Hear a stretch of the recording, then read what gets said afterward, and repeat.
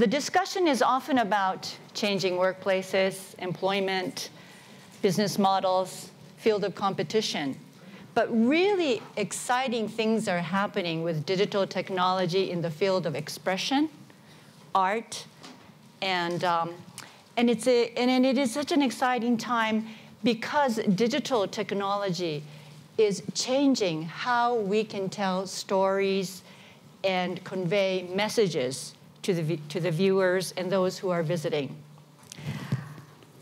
For example, how do you try to convey the seriousness or the fragility of the planet?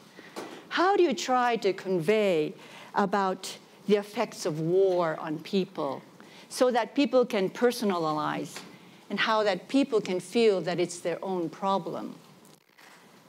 There are technologies that can change the viewer's perception and their consciousness by different ways of storytelling through digital technology.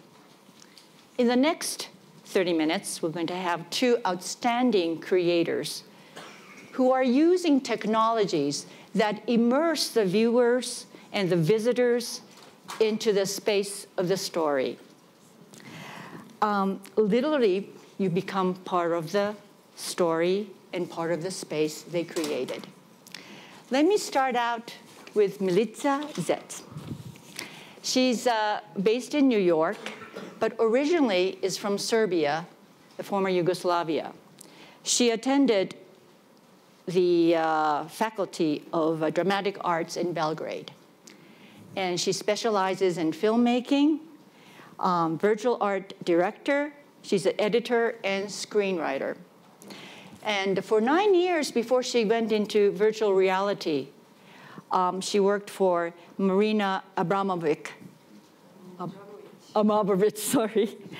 as an editor and director and producer. So without further ado, let's hear her story and her creations.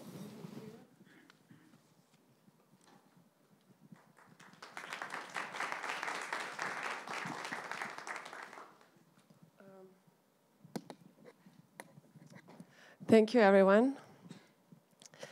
So, as artists, our role is to create and imagine new worlds. So I often wonder, what is my role in preserving and improving the real world, the only one we have? In a way, my inclination towards creating new realities was born when my own reality was shattered. Growing up in Serbia, I lived between two wars from the ages of 8 to 18 and watched my world be destroyed. That brought me to understanding of the fragility of all the things we hold precious. And in a way, my inclination towards creating new realities was born out of that. So I decided to create the work that raises awareness and shifts perspectives around pressing issues of our time through storytelling using any medium at my disposal, which led me to 3 years ago create a new reality company with my friend and creative partner, Winslow Porter. We, at the very beginning, had very little funds, so we could only afford a part-time desk in emerging art and tech incubator in New York City. We also wanted to use virtual and augmented reality to tell the pressing stories of our times, but at that time, the technology was not even invented fully yet. But what we did have was passion, dedication, and incredibly talented and supportive team. So all of us wanted to tell those same pressing stories of our times, and we didn't have another choice but to embark on this journey of creating 2 virtual reality projects. So the first one, called Giant, deals with the topic of war, and the second one, called Tree, is exploring the topic of climate change. To this date, these pieces were brought to 110 festivals in places all around the globe, starting from everywhere from Sundance Film Festival to Cannes, from United Arab Emirates to New Zealand and South Korea. And they were leaving audiences from all the different backgrounds and cultures with a very similar reaction.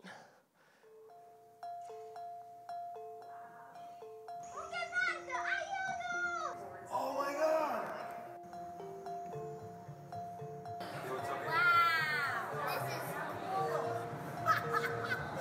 The trees moved. Wow. Oh my God. Empecé a sentir como mucha ansiedad. Dije, oye, She was very anxious. qué triste, ¿no? Very sad. Oh my God. Oh my God. This is one of the most remarkable things I've had a chance to experience.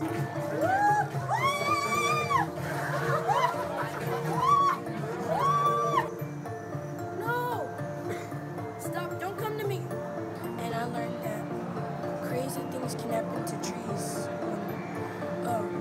when humans don't take care of them.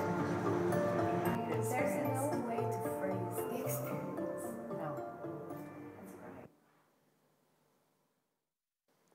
So our first virtual reality project, Giant, places you in a basement with a family that is hiding during war from the bombs falling all around them.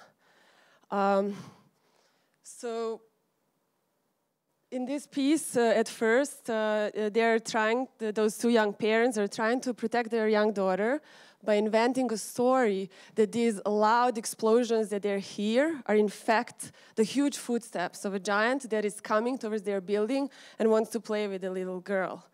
So we designed this story, and we intentionally didn't want to name the conflict or a country where this is happening, because we wanted to convey the universal picture of horrors of war.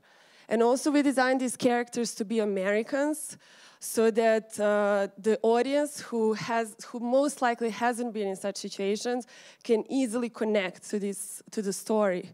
At first, when I started writing script with screenwriter Lizzie Donahue, we first envisioned this story to be a traditional short film.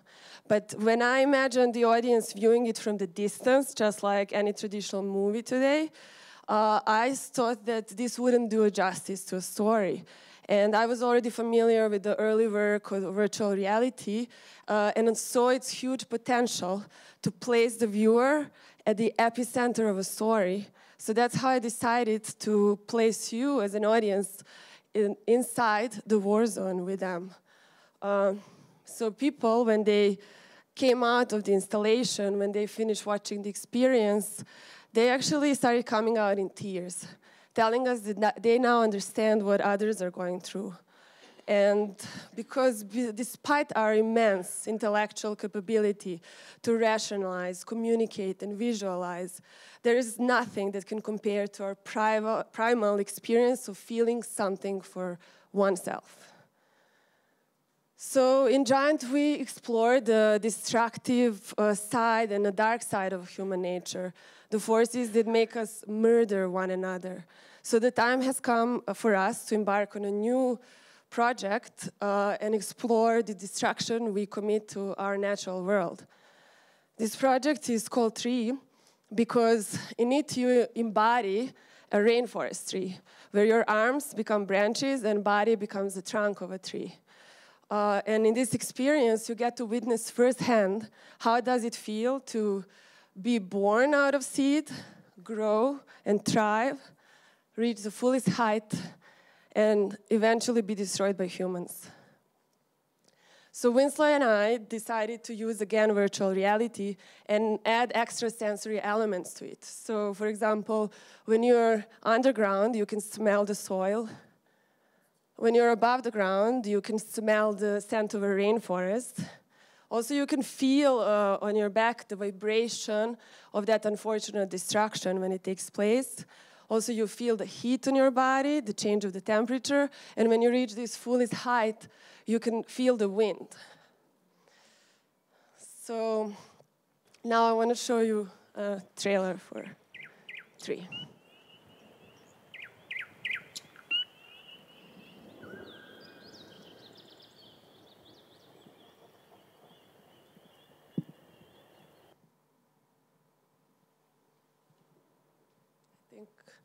I think it didn't play entirely, but It's okay.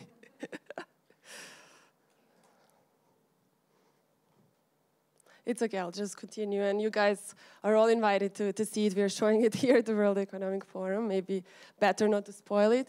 But at the end of the experience, when people get out of the headset, the experience is not over. We actually have a gift for them, because it does end on the negative and sad note. We actually give everyone a seed of a kapok tree that they have just embodied and became. And we give them that seed with the message, take this seed as a reminder to keep our forest standing. Because there is still something that we can all do. And we have found that people coming out of the experience really told us that they now understand what is happening all around us. They also told us that they now see nature in a completely different way, but they also understood deforestation on another level, on a personal level, because it did happen to them now. Our main conservation partner, NGO, was Rainforest Alliance. They helped us with their advisors to depict this Amazon rainforest in the most accurate way possible. So in the latest report by the Intergovernmental Panel on Climate Change, issued in October 2018, United Nations warns us that we are destroying the natural world at such a fast pace that we are accelerating climate change and we will suffer catastrophic consequences by 2030. This is decades sooner than even our most dire predictions have been. So by taking immediate action, we are not simply trying to make a world a better place for us to live. At this moment, we are quite literally fighting for our survival on this planet. And rainforests are actually our greatest natural allies in slowing down climate change. They are the very lungs of the earth. Or rather, actually, what remains of them right now. And in only 2017, we have destroyed 40 football fields of trees every minute. And this is the reason we are right now embarking on our new project called Rainforest. That is an augmented reality or AR game. And this will be, to this date, the most ambitious project we have ever embarked on. And at this very moment, we are fundraising for it in order to expand our team, in order to create the project and bring it to the widest audience possible. So now I want to walk you a little bit how this game is going to be, but I would like to ask you to all close your eyes and start imagining with me things. Thank you. So start imagining holding seeds in your hands and slowly start walking around the room in your imagination and start planting these seeds everywhere around you. And start seeing the rainforest trees emerging from those seeds. Start seeing the grass showing up, pairing with insects and animals. Start imagining all the natural world popping in the place where you are right now. So you can now open your eyes. So this will be exactly what our players will be doing in the game. Millions of users around the world will be able to download this gaming app on their phones or to play it on the mixed reality head-mounted devices such as Magic Leap, by simply tapping all around them and creating virtual rainforest. This will be a social experience because I will be able to see your tree, you'll be able to see the tree I planted, we will all be able to see each other's trees. And this game is not going to be about competing against each other, but rather helping each other, adding seeds and creating entire virtual ecosystem together. Because the only way to win in this larger game of survival that we call life is together. So my team and I have been creating virtual and augmented worlds for people to explore, and hopefully when they come back to their real world, they can make some change. But the question is, how does one take such a colossal topic, such as climate change and wars? Well, there are a million ways. So the question is really not how. The question is, will we? Will I? So it took me 2 wars for me to face these questions that eventually brought me to, that changed my life and brought me to my own path and my own mission, which is creating transformative art projects and serving humanity and planet and helping other individuals and companies do so. So the question I want to ask you is, what kind of world do you want to leave behind? Is it going to be a planet flooded with despair, destruction, and fear? Or a planet filled with love, wonder, and hope? Life is precious for us for a reason. And what is your reason? Thank you.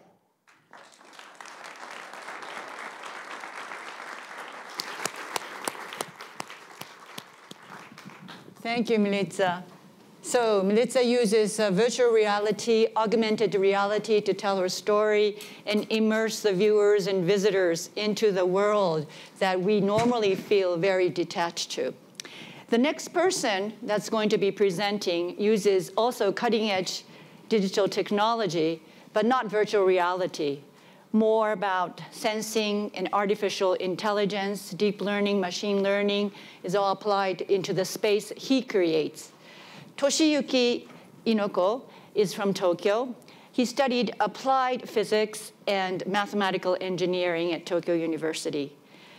He founded his company in the year 2001, and it's called teamLab. He likes to call it an art collective.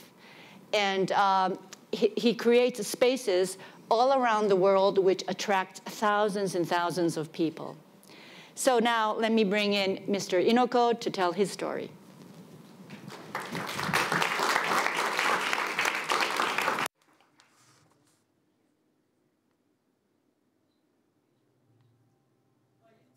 Hello, my name is Toshiyuki Inoko. I'm from teamLab. I founded teamLab in order to explore new relationships between humans and nature and between the self and the world through art.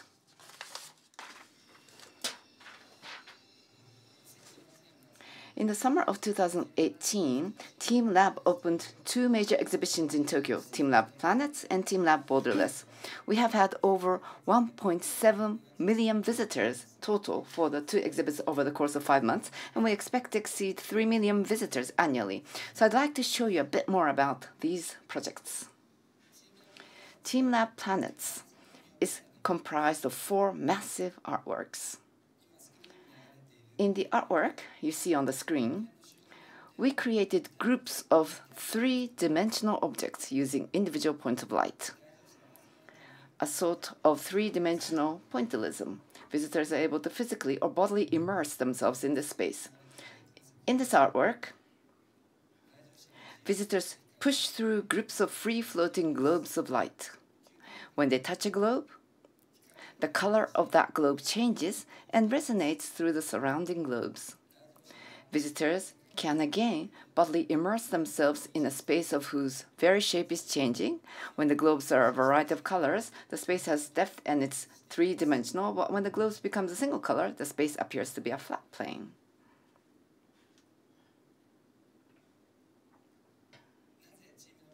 So, why did we create teamLab Planets? People tend to live in the illusion that they exist independently in cities. We believe that there is this boundaries between ourselves and the world. However, in reality, there is no such boundary between self and the world. The existence of the self is just a part of the world, and the world is part of the self.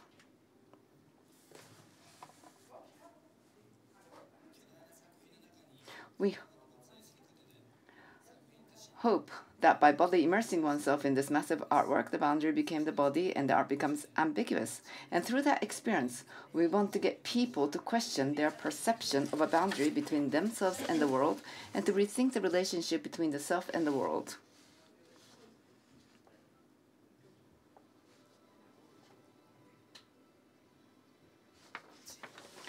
teamLab Borderless is a massive 10,000 square meter space.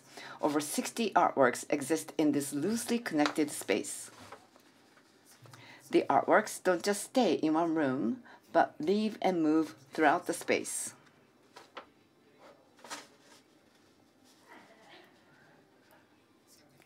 The works form relationships with people, and like people, they change with the flow of time.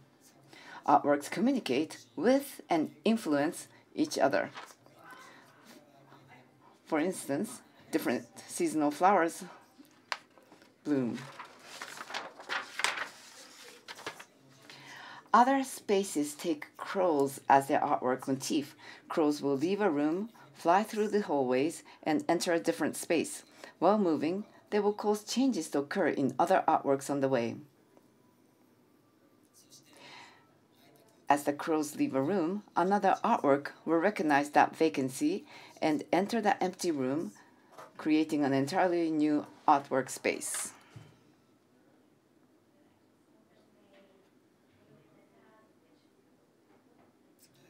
As another example, we have a space that takes the Japanese Satoyama, the semi-rural land between farms and nature, as its motif. The rice fields in that space change with the real-time seasons, growing during the spring and summer and slowly turning gold in autumn.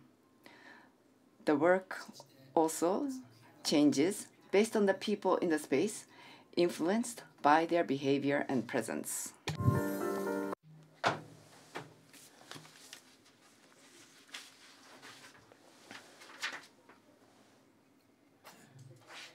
It may seem obvious, but there are no inherent, clear-cut boundaries in our world. However, when you are in the city, you fall under the illusion that boundaries are everywhere and that somehow they have always existed. For example, the earth and the heavens are comprised of completely different phenomena, but there is no actual boundary as such between them.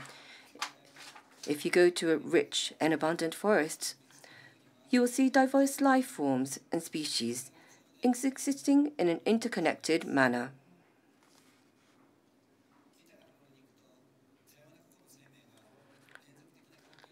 When you witness this, you understand how ambiguous the concept of boundaries are in the natural world.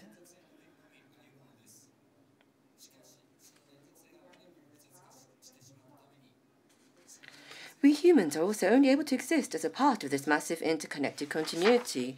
However, as this continuity becomes more and more complicated, it has become harder for us to physically perceive and understand our own body's part in it.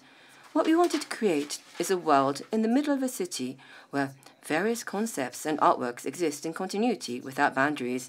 And within that continuous, borderless world, we wanted to create a space where visitors could wander, explore, and discover through this experience. And by physically exploring this space themselves, visitors can feel at first hand the continuity of the world and change their perceptions.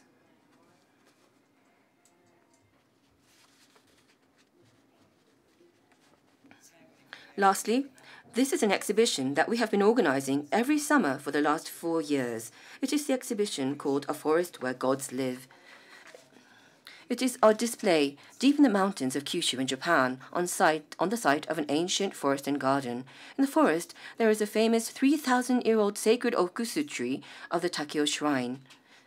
Enshrined in the forest, there is also the Inari Daimon deity, surrounded by a collection of borders that appear almost supernatural in their formation. 1,300 years ago, the famous priest Gyoku came to the ancient forest, and there are Buddha figures carved directly onto the rock face that still remain to this day.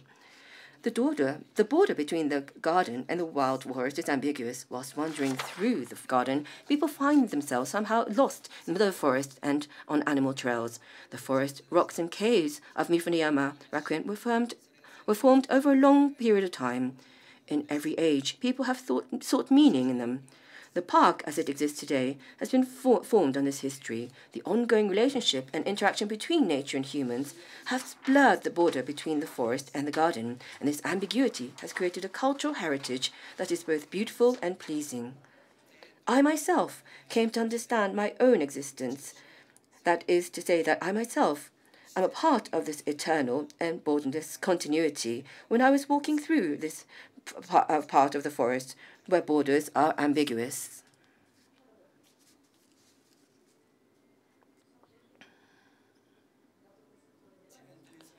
We exist as a part of an eternal continuity of life and death, a process that has been continuing for an overwhelmingly long period of time.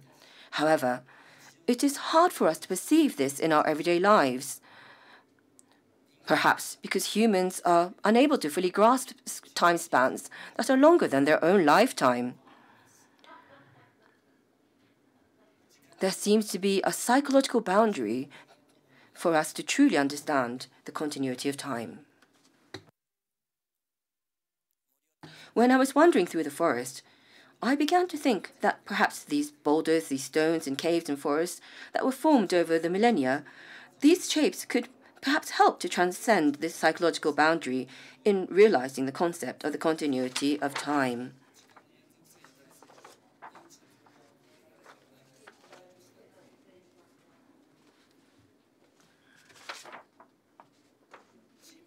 teamLab is carrying out an art project called Digitalized Nature, where nature becomes art. By using non-material digital technology, nature itself can become art in its natural state.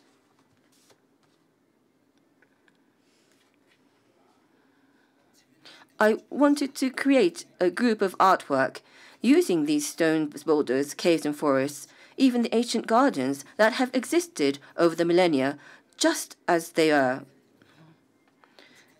These entities transcend the boundary of time and exist upon a continuity of time. I thought that they could help us understand our part, how we fit into this long continuity.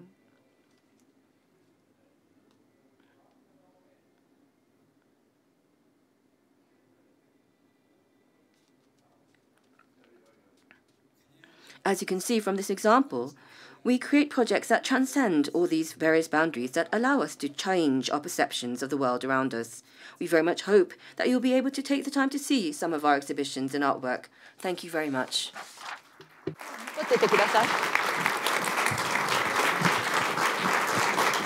Milica, please come on the stage too. We have like 3 minutes and 40 seconds left, so I'd like to ask them some questions. Dozo. In Inoko-san, I'm going to ask him in Japanese. So you have the applied physics. Also, you were studying engineering, metrics. So through art, there's borderless, and there's also the border between art and humans. There's no border. So you are saying that, which means that you're using a lot of AI to realize this world. Well, actually, AI, I only use that for sensing, not for the actual project. Only use AI for sensing. So what is the most difficult point about creating these artwork?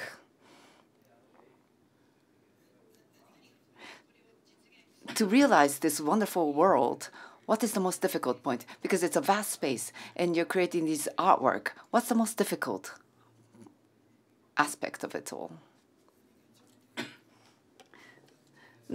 Nothing is really that hard. Yes.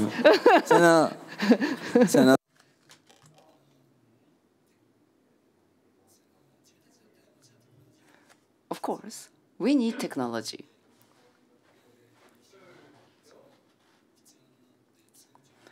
It's very important. We need technology, but for us, that is not so significant, because our objective is not to use the state-of-the-art technology, and we're just using it because it's a way of expressing ourselves. Moreover, what is more important is what is the world for us? That's what we want to know. What's the world for us? And the new beauty. So human has a perception of beauty. How can one expand that beauty? That is the more important aspect. You've seen people, after putting on their goggles and watching your video or your film, do people change? What are their, how does their perception change? And does it change with different generations? What is the impact? You know, at this point, we witnessed probably thousands and thousands of people taking off their headset. And, you know, the person comes completely normally into the headset, chatting with us. And let's say 80% of the people, their face is transformed when they get out of this experience. And some of them, like, need a moment before they can even talk to us or anyone, because they're like, wait, I'm still a tree. I just witnessed this, you know, devastating fire going through the rainforest. So it takes them time to readjust. So yeah, we 80 to 90% were extremely powerful reactions, and then 10% are just like, oh, that was okay, but that's okay, of course. You know. What do you find as the most the hurdles that you have, because you're using technology that's not really there yet, right? So what is the as we're, you know, we like to say that that we are flying a plane and then building it at the same time. So that's really how it felt for these 3 years, making our pieces. Because as we were making it, we are actually working in collaboration with all the partners that produce hardware and software that we use are our partners. So we do ask them, like, guys, we need this. And they need us to ask them these questions. So in a way, thankfully, in that synergy, we are able to finally deliver the piece. But until that final moment, we never know if the piece is going to work or not, if the technology is going to break or not. Okay. So by being able to immerse into difficult problems through digital technology and art and expressions, I think we may be able to address difficult social issues, climate change in a more effective way. And so Tree is being presented here in Davos. So if you have a chance to experience it, please do. And Mr. Inoko's Space Museum is in Tokyo, and it's presented in different countries, right? Yeah. So please try to experience it for yourself. And please give a big hand to these 3 people.